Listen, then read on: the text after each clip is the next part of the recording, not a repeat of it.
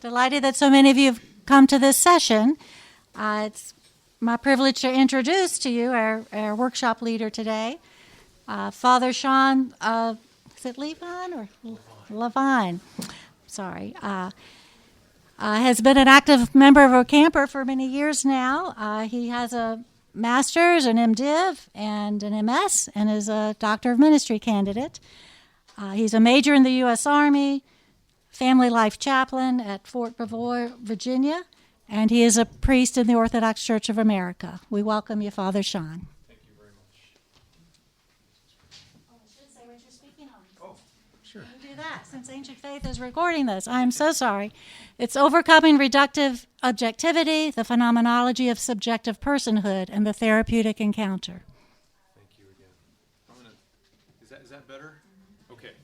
I hope not to stand right in front of this, and I'll try to back off and let you all see this. Can everybody see okay? Can you catch it? Okay. All right. Well, again, thank you for being here.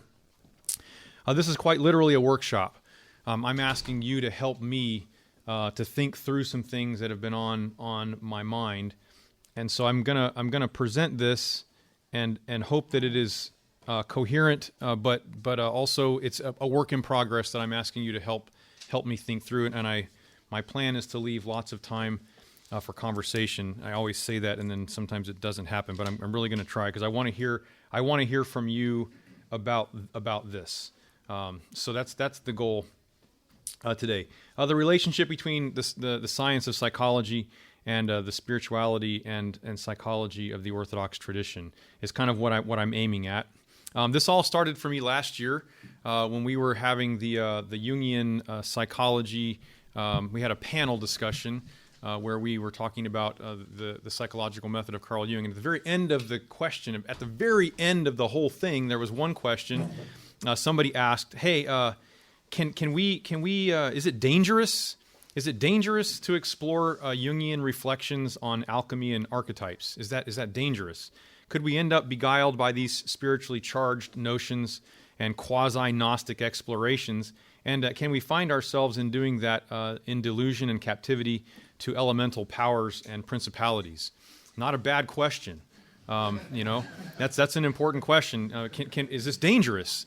And we all kind of sat quiet for a minute, and then I took the mic and I simply said, as long as we are grounded in the ontology of the Orthodox tradition, we should be somewhat fearless in our explorations. Like we can explore as long as we're grounded. And the idea was that Jungian psychology, as are all psychologies, they're all constructs. I hope that we would say together that these are constructs, and the Orthodox tradition talks about ontology.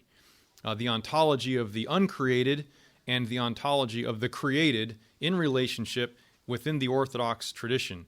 There is an ontology, a beingness that we are committed to, that grounds us in reality, and then we can go ahead and explore various theories and constructs and lenses and ways and possibilities, perhaps even some interventions. And we can explore those and work with them, and we will not have to worry about becoming pulled away or taken into some kind of dangerous place, so long as we remain grounded in orthodoxy.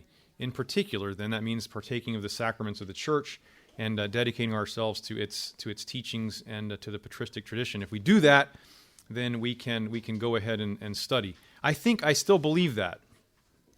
I believe that is the case. However, it did inspire some further inquiry for me.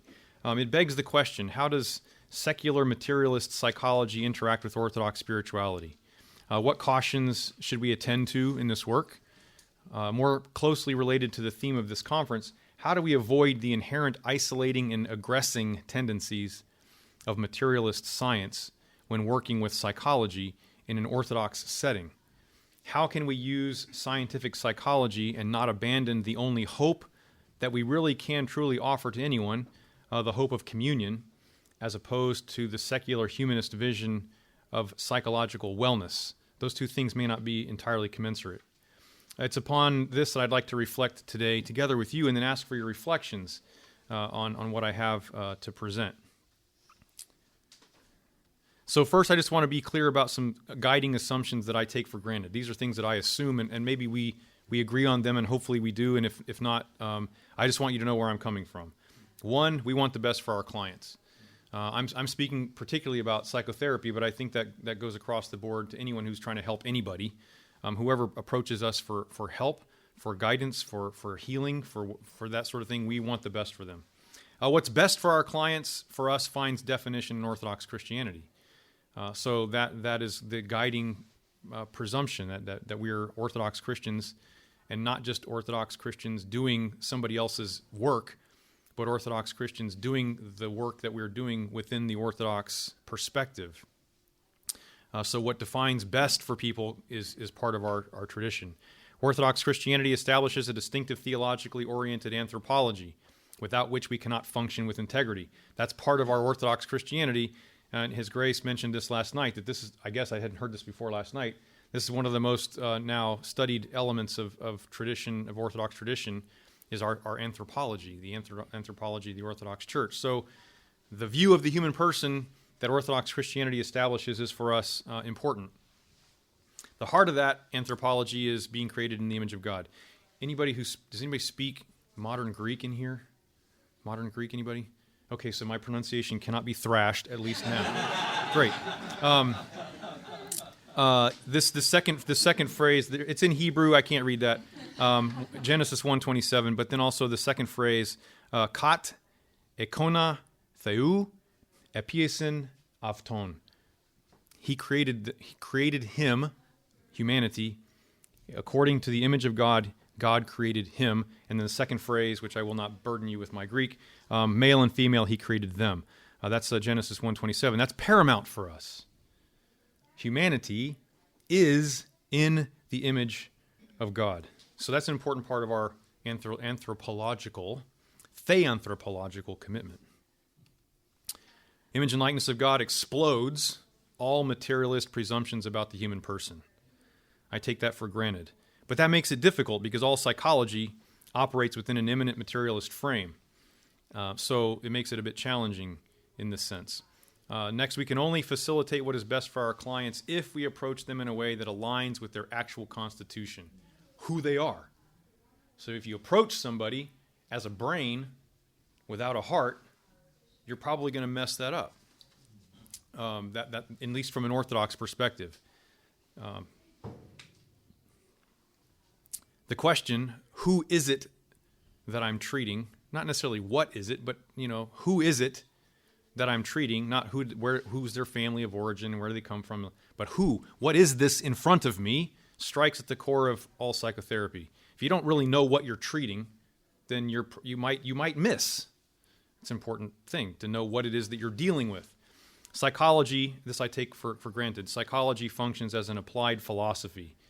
Psychology is an applied philosophy / theology. Psychology is anthropology. And for the Orthodox tradition, psychology is theanthropology, based on the theanthropos, the hypostatic union of the God-man. No vision of humanity that doesn't take Christ seriously is worth attending to for us. Orthodox psychotherapists seek to explore, I'm not going to read slides to you for the whole time, I promise. I just want to get these out of the way. Orthodox psychotherapists seek to explore and operationalize various constructs, theories, interventions, while remaining anchored in an Orthodox Christian ontology, the theanthropology we just mentioned. Ostensibly, remaining anchored in this ontology, best described as, and we'll talk about more of this in the minutes to come, described as phenomenological vision of life grounded in incarnation. This allows the Orthodox psychotherapist to explore and deploy the pseudoscience of psychology. You'll quickly recognize I don't consider psychology, strictly speaking, a science.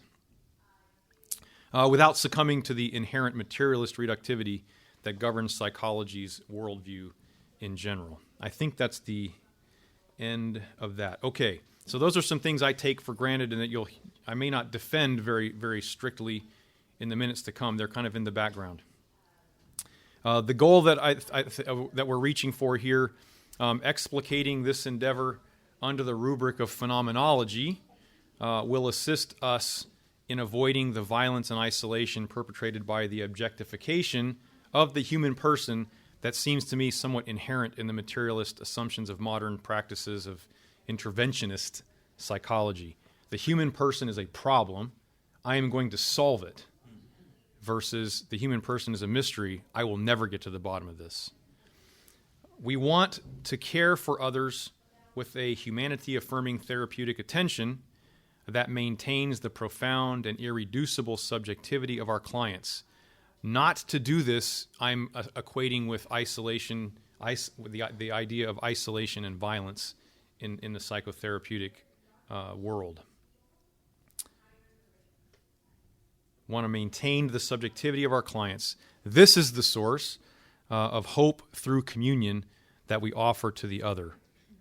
And I'm going to suggest that there is a therapeutic approach that will hold all of this together, and that if we are holding at least this last bullet, if we're holding this as an important attempt, then perhaps as we borrow from other models, whether it's psychodynamic or cognitive behavioral or whatever it might be, that we have this as our primary goal, then we will more than likely avoid falling into the sand traps that are rather strewn about randomly throughout the world of psychology and its scientific approach. So now, kind of moving into what's the problem that I'm trying to address. At an important level, what I think I'm looking at, what my theory tells me I'm addressing, significantly conditions what I can see. In some sense, then, what I think I am doing when I am looking at something and what I think I am looking at predetermine what I am capable of noticing from the start. That should give us great pause, especially when we're dealing with matters attended to by the science of psychology, which has become a vastly complex combination of observable neurobiology and human behavior, and the invisible nature of consciousness, mind, soul, and spirit. We can see the brain, we can watch human behavior, but we can't see psyche. We cannot put our eyes on soul. When we attempt to ascribe meaning to observables, the observable nature of the phenomena does not, by virtue of being visible, eliminate the problematic characteristics of this endeavor. Just because you can see it doesn't mean you can see it properly or that you will not ascribe meaning to that in a way that is not helpful. And if you're coming at it from an Orthodox Christian perspective, you're going to come away with one set of observations. If you come at it from an experience of materialist science, you're going to have a different vision. This is true for things we can see. How much more is this the case when we are dealing with invisibles, to which we seek to ascribe some concrete existence, purpose, and meaning, things like mind, soul, unconscious, conscious, etc. How easy it is to construct explanations and then reify them into concrete realities, and then to talk about them as if they exist within the range of visibility, which is often just not the case. We are building constructs, and we're using the imagination to do that when we're looking at things that we cannot see. So, it's become popular, if not necessary. It's become very popular, and in fact in psychology quite necessary, to quantify everything. You're not going to get insurance if you don't quantify this, point blank. And so even psychodynamic psychologists, I just read something, I think it was actually called Practical Psychodynamic Psychology, PPP, or Practical Psychodynamic something. And it's because they're shortening the time that you spend with the client. It's reducing the number of, it's basically a reduced version of this, of psychodynamic psychology to make it palatable for the insurance boards. So it's become very, very important to do that. Yet, many important things defy quantification. They just don't submit to it. Modern psychological methods and theories gain credibility when the interventions to which they ascribe achieve the status of evidence-based treatments. Evidence-based treatments. Big deal. And this status can only be attained through the scientific method, which rests on visible, measurable results that affirm a hypothetically predicted outcome. You got to be able to produce that over and over and over. It becomes a generalization. Yet, as has often been noted, and as we see in Einstein's quotes here, some important elements of human life cannot be measured or quantified, and the application of measurement and quantification to the highly complex phenomena of life can yield potentially deceptive results. We are talking about invisibles that first appeared in the world of speculative philosophy long before they found a place in psychology. In fact, it is not overstating to suggest that what we call psychology was incubated in the realm of philosophical reflection. Sigmund Freud actually said, when he was asked, the idea of consciousness, of the conscious, that I am taking straight out of philosophy. Psychological theories often import wholesale, without much evaluation, vast swaths of philosophy. Michel Henry suggests that modern psychology finds its roots in René Descartes' cogito ergo sum, as described in his Meditations on First Philosophy. More specifically, Henri says that a lot of modern psychology has emerged from the inability, starting with Descartes himself, to recognize the radical nature of Descartes' phenomenological intuitions. As soon as they appeared on the screen of philosophy, they began to be obscured because they were just so impossible to recognize to their depths. This misperception of the phenomenological intuitions has led to some real problems. Michel Henry would suggest in philosophy. Michel Henry is a phenomenological philosopher. He died in 2010, I believe, and turned his work in the direction of Christianity in the last decade of his life, writing a trilogy, I Am the Truth, Incarnation, and the Words of Christ, where he applied his phenomenological method to largely the writings of John the theologian. Father John Bear, who was mentioned last night by his grace, has done tremendous work in bringing Henri's vision of Christianity, out into the public realm of discourse at this point. So, Henri suggests that modern philosophy finds its roots in Descartes and largely in a misperception. This misperception of the actual radicality of Descartes' cogito and the follow-on description of the split between sense perception and the act of perceiving, a failure which made its way all the way through Kant to Leibniz to Mellenbranch to Husserl and to Heidegger. This misperception, this inability to really deal with the real radical nature of Descartes' initial intuitions, sets modern psychology on the foundation of a profoundly incomplete philosophy. In short, all of modern psychology rests on a shifting philosophical sand, the legacy of René Descartes, the Enlightenment, and modernity. So this is a problem. This is what I'm moving now toward what I see as the real issue that I'm hoping to provide some meager sense of resolution to, and that I would like to discuss further. So this is what's happened. This is problematic. It's a problem in that visible verifiability that has been so successful in creating rocket engines and medicines to cure diseases does not smoothly transfer to working with the human person in general, and the less to working with the invisible elements of mind or soul or spirit.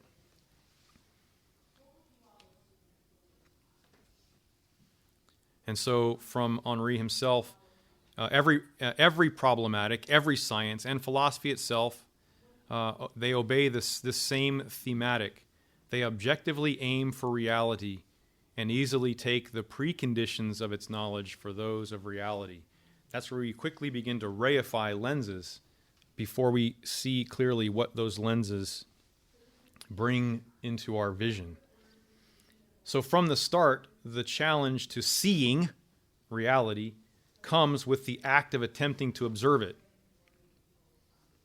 We can become entangled in the established preconditions of our science's knowledge construct lenses through which to search the field of phenomena, and then predetermine our blindness such that this blindness makes it impossible to see reality for what it is. We limit our field of vision, shrink our object to size, and deal with this reduced item because it's safer and easier to deal with a cut-to-size object than an ultimately indefinable subject. That's probably the problem I'm really looking at, especially with human personhood and with the matters of the soul. Again, this might work relatively well for the study of phenomena in the hard sciences, but it seems dubious at best in the social sciences, and one all too easy to adopt. It's just too easy to go with what I can see. In short order, just over 100 years or so, we think we know what we are dealing with when we approach the conscious and or unconscious mind. And all manners of psychological theories have leapt onto the stage that take one or both of these constructs, conscious or unconscious, these fictitious elements of the modern materialist presupposition into account. That's a construct. You can't see the unconscious mind. You can't see the conscious mind. And so we are operating with an image. We're operating actually largely with a story.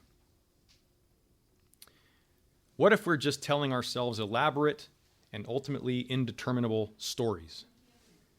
What if there exists in this venture way less science than narrative? And then what of competing narratives that align more authentically with our primary allegiance, orthodox theologically conditioned anthropology?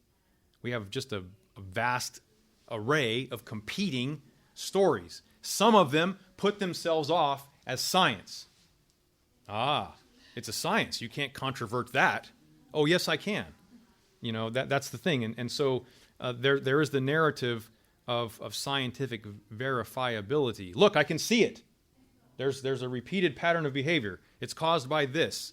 Caused by this? The only thing that I learned from taking statistics, the only thing, because I couldn't do it on this board right now if you put a gun to my head. The only thing I learned from statistics is that using statistics, you cannot prove causality. You can demonstrate correlation.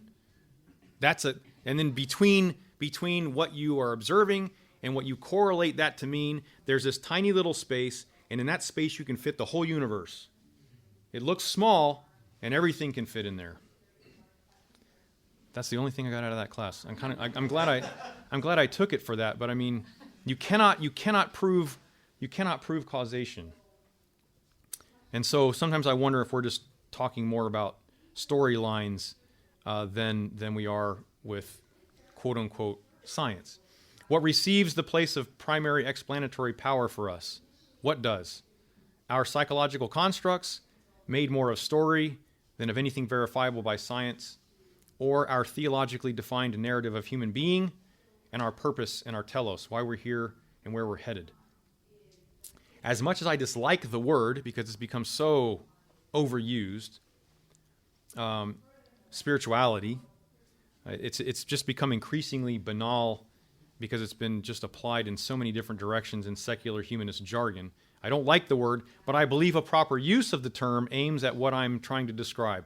Orthodox spirituality is a theologically conditioned narrative concerning what and who the human person is and why humanity inhabits the world in the precise way in which it does. That's spirituality, not some goofy, mindfulness and whatnot. I mean, there's place for mindfulness, but when spirituality has been so abused as a term that it can just mean anything that you do to find some kind of meaning or to relax in the face of existential helplessness.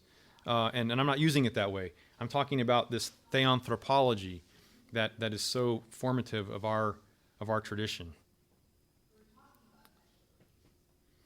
Here's an example. I will read this. This is from Sigmund Freud.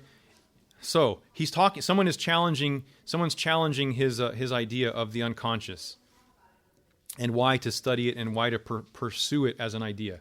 A gain in meaning and connection, however, even though this might seem a dubious project, he says, a gain in meaning and connection is a perfectly justifiable motive, one which may well carry us beyond the limitations of direct experience. When, after this, it appears that the assumption of the unconscious helps us to construct a highly successful practical method by which we are enabled to exert a useful influence upon the course of conscious processes, this success will have won for us an incontrovertible proof of the existence of that which we assumed. That's a really strong statement. We become obliged then, to take up the position that it is both untenable and presumptuous to claim that whatever goes on in the mind must be known to consciousness. And thus, he proves the existence of the unconscious mind. The entire field of psychoanalysis and psychodynamic psychologies rests on this assumption, an assumption that cannot be empirically verified. That it had, has, and gains explanatory power as a theory, the theory of the unconscious mind, might merely be accounted for by the role the theory plays in the narratives to which the analyst and analysand attend, and in which they see themselves living, largely conditioned by story. Indeed, analyst has control of the narrative. The analyst does not control the approach of the patient to the analyst for therapy, but can quickly capitalize on this approach by contextualizing it in a psychodynamic, psychoanalytic narrative, or by building on the explanations of a patient who knows enough about analysis to try it. They already have some kind of predisposition in this direction. In either case, the unconscious represents an assumption upon which a construct is built, and then the construct is tested in a context that virtually guarantees its verification. It's a circular and symbiotic relationship established in a narrative of meaning, all of which continues to be self-referentially affirming. Just running around in a circle, proving what I think I see. And this is deeply problematic, as this quote from Michel Henry seems to suggest for me. The reference of objective reality to its formal reality as the reality of the immediation constituted and defined by it, this is effaced in favor of its reference to the form of seeing alone. So that which I can put my eyes on is privileged over what something might actually mean objectively in its immediation, in its reference to itself, in its phenomenological existence. The idea's formal reality, the form of perception, as Descartes continues to say, now tends to designate nothing but that form of seeing and seeing itself. The form and the seeing are coalesced.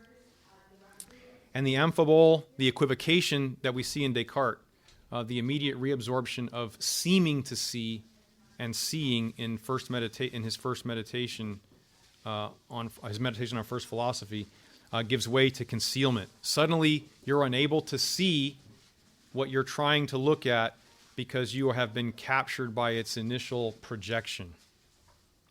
The destiny of Western thought, especially Cartesianism, is forged on this concealment, on the concealment of the real behind the projection onto the screen of the horizon of visibility, what one can catch with one's eyes. It's concealing reality, not revealing it. You can't see me. What you can see is what is projected of me out in ecstasis onto the horizon of visibility. But you can't see my soul. You can't see me.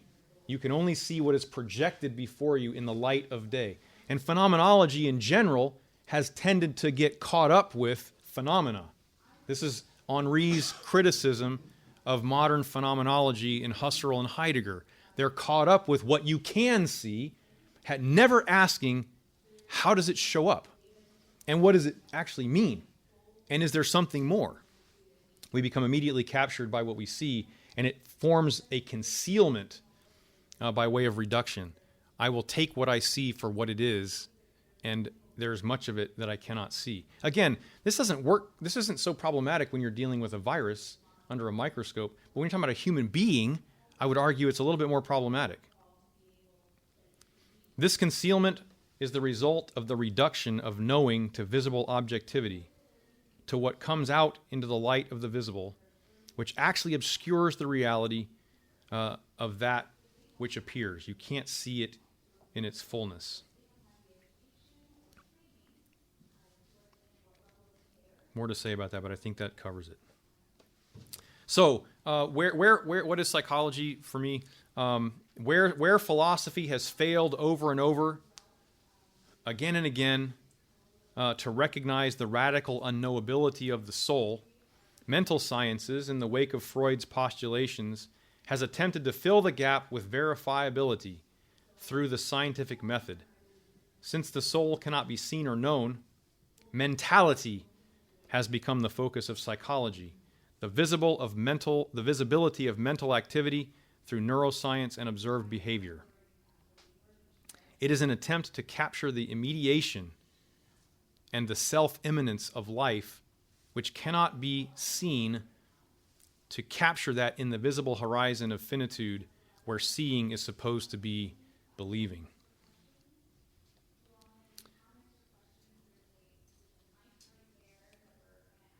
This is a quote. This is a discussion by Michel Henry of the Cartesian of Cartesians. Is it not extraordinary that the most Cartesian of Cartesians was led to say explicitly the opposite of what its author said about the irreducible and incontestable phenomenon that the doctrine, cogito ergo sum, explicitly posits as its point of departure and absolutely certain support? So the Cartesian of Cartesians is calling into question this assumption. In fact, Malebranche says that the cogito is not self-evidence, and this is kind of what Descartes was saying. He said it is evidence, and one of his followers saying it's not self-evidence, not the clearest of all, but an abyss of obscurity, not a knowing, not the primary one, but something totally unknowable. Consequently, he states that soul is not easier to know than body, which I think Descartes had suggested. But on the contrary, soul is unknowable. Furthermore, he asserts that knowledge of soul can be acquired only by analogy with and based on knowledge of the body, and finally, that the idea of soul, instead of being the precondition and foundation for all knowledge, as Descartes had suggested, cannot play such a role because ultimately it does not exist. Soul cannot and does not exist, because to exist is to come out of something into the light of the visible. Doesn't mean it doesn't be. It doesn't mean the soul doesn't have being. It means it does not exist in the way that the philosophical tradition has been trying to suggest. And if the philosophical tradition has landed there, then psychology says, oh, well, that's okay. We'll find a way to see it, either in neuroscience or in observable behavior. We will demonstrate it. So where philosophy has failed over and over to recognize the unknowability of the soul, mental science, in the wake of Freud's postulations, has attempted to fill this gap with verifiability through the scientific method. Since the soul cannot be seen or known, mentality has become the focus, and that's what has been happening. And in that, mentality has become the subject, the aim, actually the object of the scientific method. All right. So now I'm shifting.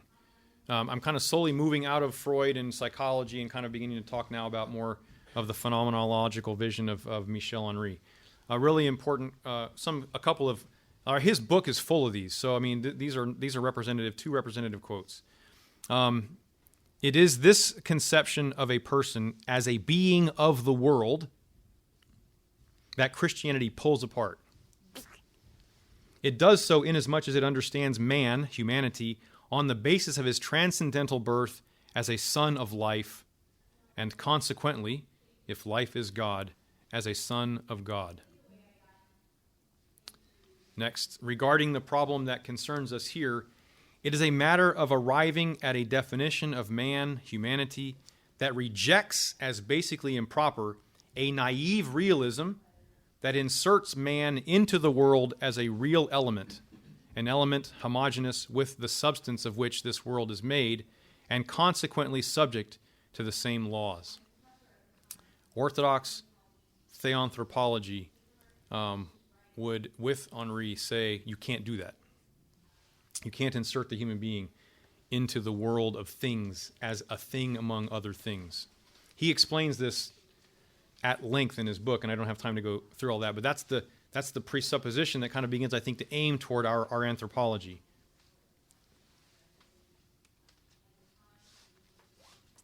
Colossians 3:3. What it is that we really are, who each person in this room really is hidden with Christ in God and will not be seen. Here's this crazy thing. Like, who we really are will not be visible until we stand right firmly in the light of Christ. That's in Revelation. I should have put that in here. There's a quote that says that we will not be visible until we are visible in His glory. So, again, we're talking about visible versus invisible. In its anthropological significance, this is the Metropolitan Zezoulis in Communion and Otherness. In its anthropological significance as well as its theological significance, personhood is inconceivable without freedom. It is the freedom of being other. Person implies not simply the freedom to have different qualities, but mainly the freedom simply to be yourself. This means that a person is not subject to norms and stereotypes, and I put there generalizations, which that's the governing paradigm of clinical trials. Generalizations, norms and stereotypes. A person cannot be classified in any way. A person's unique. A person is unique. A person's uniqueness is absolute. It's an absolute uniqueness, and each person experiences that, and that's the only way in which we can experience them, other people, if we are not to objectify them, and in objectifying them, isolate them, and in isolating them, do violence to them, right in the counseling room.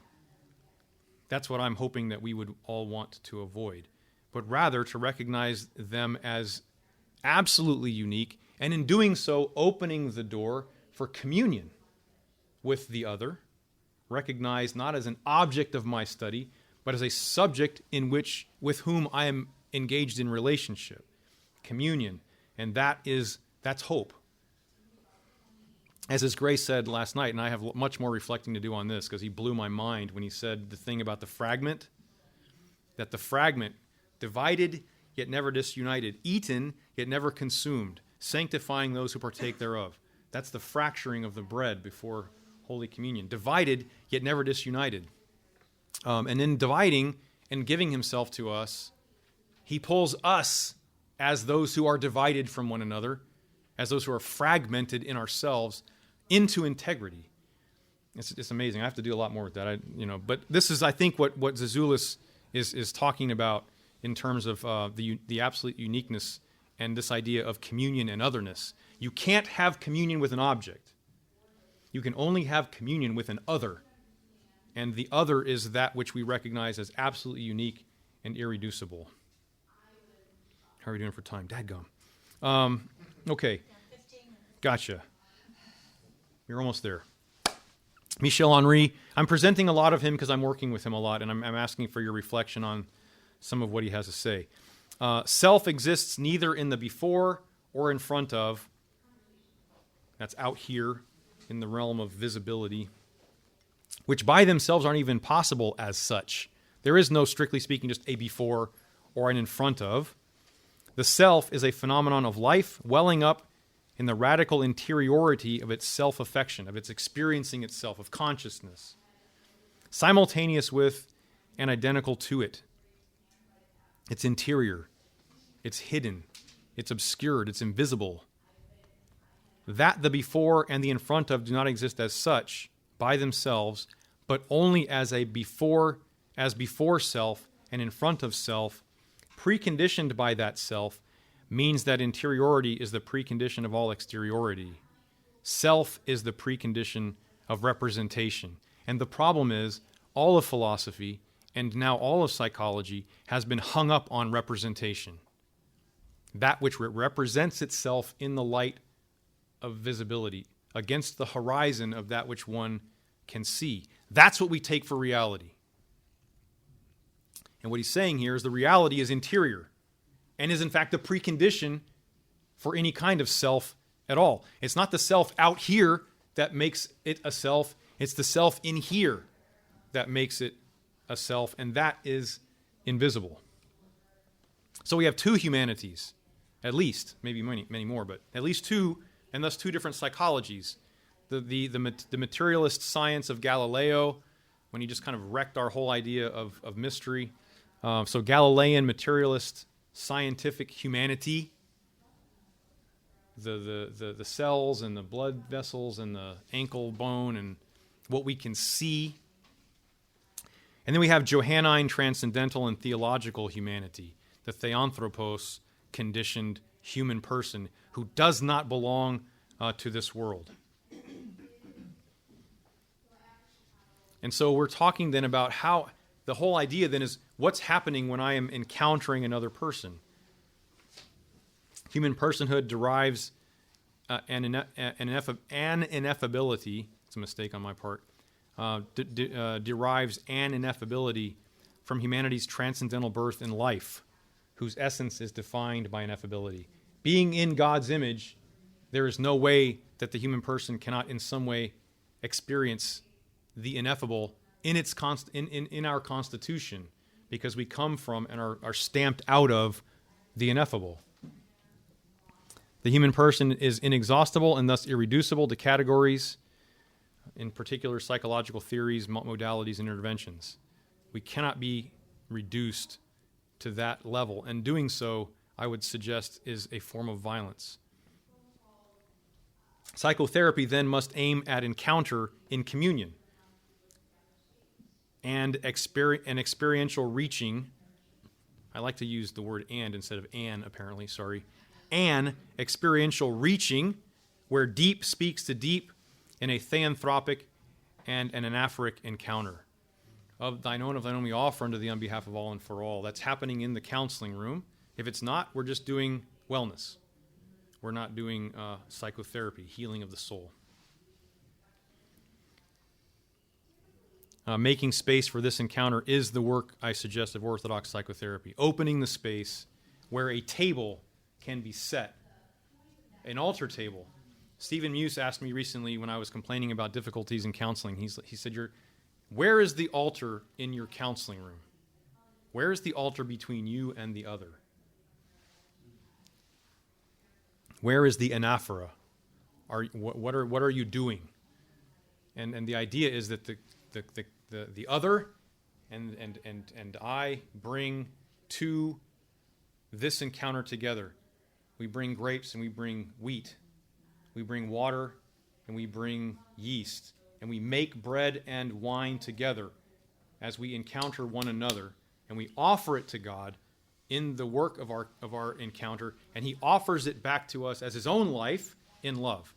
Eucharistic counseling. Maybe that'll be the title of a book. I don't know. But, reflecting on how it is that we make a space for this encounter. And so I commend to you Stephen Muse. I'm going to do a lot more work in this area, but his dialogos, his idea of dialogos in When Hearts Become Flame, and he's done more work on this in Treasure in Earthen Vessel. But this dialogos prayer, Lord, love the other through me. Let me love the other through you, and be loved by you through the other. That's the Eucharistic element of psychotherapy, and in particular, its anaphoric concept of offering to one another and to God. God always being the active agent in the experience. So psychotherapy as dialogos, as a dialogue, as an open encounter of two others. I will never be able to know this person. I can only experience what of this human being I am allowed to address. And there's far more probably going on beneath the visible than what I can see and hear. We all know this. The presenting problem is never the problem. Very rarely is the presenting problem the problem. And usually the problem comes out about 4 or 5 sessions in at the doorknob, right? And then it's like, okay, now we've just begun. I've had clients that, the preamble to our work has been months, and then now we can get started. Now we're really opening up, because you can't just look into somebody's soul. They've got to show it to you. They have to open it before you and reveal themselves to you, because they are ineffable. They're invisible. And there's a significant element of that in our work. So that is the conclusion. And we have 10 minutes, and that's not enough, but I think I'm going to stop right there and just, yes, please. If you'll have your question into the microphone, because it's being recorded. Can you step up? Thank you. You just made me very nervous. No. Yeah. So, I'm in the unenviable position of being a psychiatrist. Oh, boy. Unlike the physical body, which we can observe, nobody can enter into the internal experience of another person, but the internal experience of another person is the object of psychiatric inquiry. In order for us as psychiatrists, as physicians, to help our patients, there has to be a way of classifying suffering. You cannot no psychiatrist can be effective at treating each case of schizophrenia as a unique, unknowable event about which you cannot do something that is similar to what you do with other patients. There is no avoiding classifying. There is no avoiding having a, what we call in medicine, recognition of patterns, which is how everybody does their work in medicine. We have a colleague here who's a gastroenterologist who will confirm medicine is treating patterns. There is definitely something unrepeatable, even in every case of perhaps peptic ulcer disease. But nevertheless, one peptic ulcer disease and another peptic ulcer disease have to be found to be similar so that you can have a way of addressing them. My question to you is there such a thing as legitimate psychiatry? Man. I'm not sure I'm ready to answer that. Is there such a thing as legitimate psychiatry? So help me understand more about what you're asking there. Like, it sounds like we are applying the standards. Psychiatry is on the border of the visible and the invisible. We have to borrow from the visible world in order to treat the soul. Yeah. We cannot, otherwise, I guess I'm sort of answering my own question. Otherwise, we reject the idea that there can be such a thing as psychiatric medicine. Yes. And medicine is a discipline that has its feet firmly planted in the observable phenomena. If you take that away, if you take that out of psychiatry, there is no psychiatry. Yeah. No, I hope that I could easily reduce my whole presentation to like one sentence and then make it rather self-obvious and then think, well, that was maybe not the best use of everyone's time. But I think the long and short of it is, yes, I think there is legitimate psychiatry if we don't reduce the human person to what psychiatric work can do with and for them. I think that's what I would say about medicine, and psychology. The idea is that if we remain grounded in the ontology of orthodoxy, then we realize we're invited to hold the idea before our vision, internal vision, before the nous perhaps, that this person in front of me is not reducible to the categories I must now attempt to apply to them if I'm going to help them with their schizophrenia or with their ulcer or with their cancer or with their, schizoid personality disorder. Those things are constructs. They've been found to be helpful. Science will say, aha, there's the person. I got it. And that's what I'm maybe challenging, that we hold in our mind the idea that while we're working with what we can see, there is something far deeper about this human person than that can touch. And I think just holding that will shift our approach in some important way. May not change the methods that we're using or the interventions that we're using, but maybe the way in which we apply them. Just the recognition that there is legitimate psychiatry, but that it has tremendous limits and cannot comprehend, cannot exhaustively grasp the other. If we fall into the trap of just applying interventions as if we were working on a car, then we miss the mystery of the encounter. And I think I'm hoping to encourage us to realize that there is something about this person that we cannot see, not necessarily to deny that there are things we can and that we can work with effectively. Is that helpful? Very. Okay. Yes. Well, we talk about seeing that implies light, and we think about light as something absolute. Well, we know light has their theories. Light can be a wave if it fits us. It can be a particle. Maybe what your research has to do is what's the light that appeals to the eyes of our soul and our heart. Yeah. As we went from 3 dimensions, length, height, and width, Einstein gave us the 4th dimension of time. What's the next model of light which is going to help us see these? So the soul will not be invisible, but really visible to the soul, and that'll come through maybe our Orthodox theology, but obviously that is yet to be developed, as I would suspect. Yeah. Hasn't come about yet. Yeah, that really is the whole essence of that's why I wanted to bring. I was fascinated by bringing phenomenology, and in particular, Michel Henry's phenomenology, because his big question was not what can I see, but how am I seeing it? Like, how does it show up? And there are different levels of visibility. We talk about we can talk about visibility in terms of its metaphoric, the Gospels do this all the time. As Jesus is being completely misunderstood by everyone around him, the blind man is made to see. And he says, I want to follow you. He says he glorifies God. He goes off as an evangelist of the good news of the kingdom, not the people whose eyes worked the whole time. This back and forth between visible and the Gospel of John is one great big, discussion of this. And in particular, if you do what Father John Baer does with the Gospel of John and the Revelation, the Apocalypse, and you read them as mirrors, as phased images, the Gospel of John is what shows up in the light of this world, a crucified God. But the Revelation is what people see in a different light, that it's the King of Glory. That's why our cross has on it King of Glory, and not Jesus of Nazareth. That is a significant thing.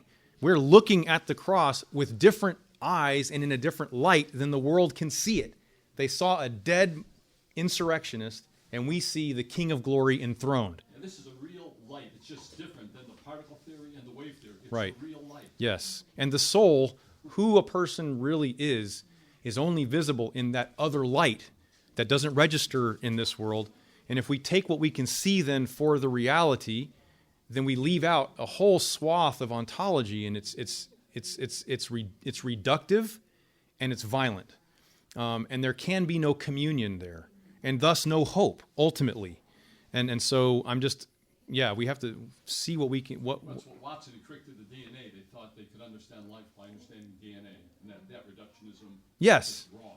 Yeah, and that's the whole point of this, is avoiding the reductionism that governs a lot of the things that give us our interventions. We don't have to go there, I hope. I hope we can legitimately use the tools, remain grounded in our ontology, and have a wider vision then of what we're doing and what's happening in our encounter with the other, whether it's an ulcer or a psychiatric mental illness or a momentary existential crisis.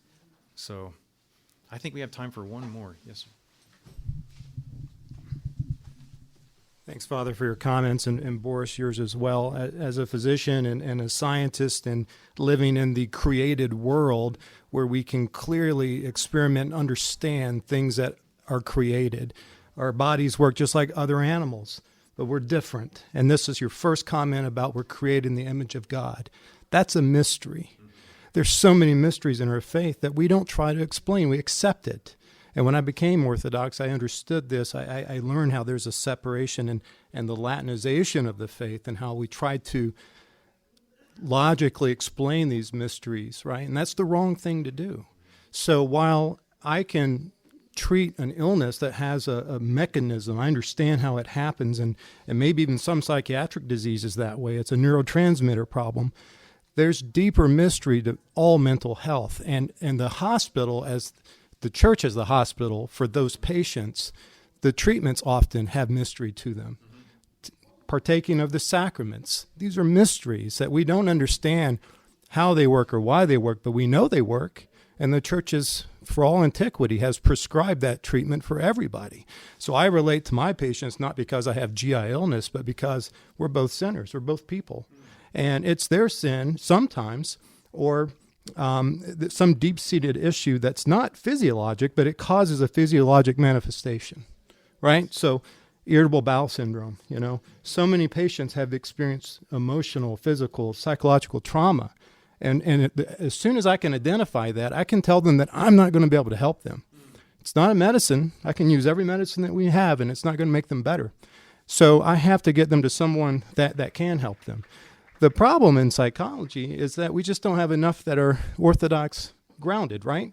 It's like trying to create a Tower of Babel. How can we approach God whenever we think we can just build up a high enough tower to reach him? So when we try to make human constructs to understand what is unknowable, we're going to fail every time. Yes, right. So it's progressing through the treatment that's prescribed by the church, and most of that is a mystery that we won't understand until the final day.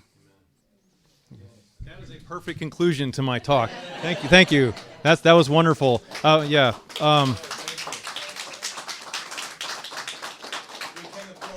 Yes. Not in the church. I please, if you have other reflections, we didn't have as much time to talk together as I wanted. That's generally always the case. And so, thank you for those who made comments and asked. That was a very important question. And if you have other things you'd like to challenge me on, please do as I work, because I want to work this out. And if there's a kink in there and you see it, I would love to know it.